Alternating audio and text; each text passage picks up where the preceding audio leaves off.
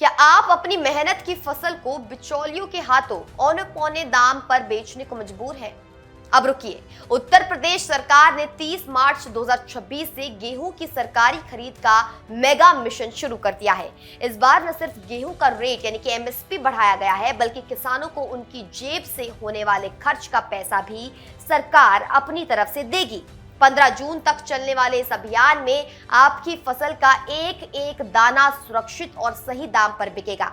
आइए जानते हैं योगी सरकार की इस नई किसान हितैषी नीति का पूरा गणित।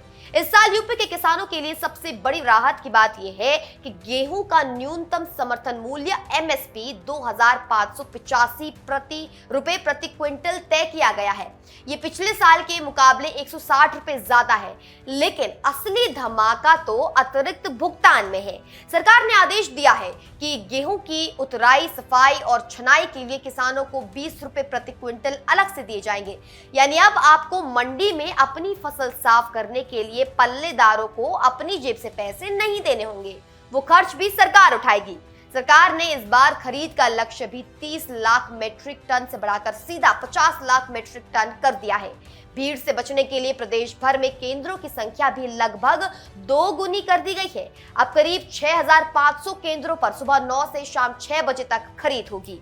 किसानों की सबसे बड़ी चिंता पैसे को लेकर होती है, तो जान लीजिए कि अब आपको हफ्तों चक्कर नहीं काटने होंगे। फसल बेचने के महज 48 घंटे के भीतर पैसा सीधा आपके बैंक खाते में डीबीटी के जरिए पहुंच जाएगा।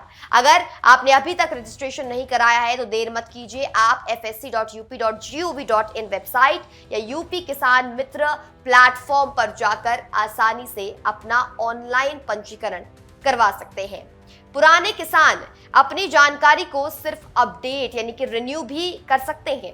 सरकार ने पारदर्शिता के लिए टोल फ्री नंबर 1800-1800-150 भी जारी किया है, ताकि अगर कोई अधिकारी या बिचौलिया आपको परेशान करे तो आप सीधे शिकायत दर्ज करा सके।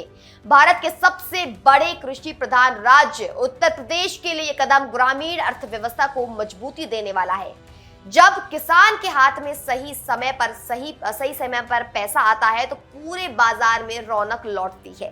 सरकार ने केंद्रों पर छाया, पानी और बैठने की भी व्यवस्था की है, ताकि कड़ी धूप में आपको परेशान ना होना पड़े। तो किसान भाइयों, अपनी फसल तैयार रखिए और सरकारी केंद्रों पर जाकर अपनी मेहनत का पूरा हक पाइए।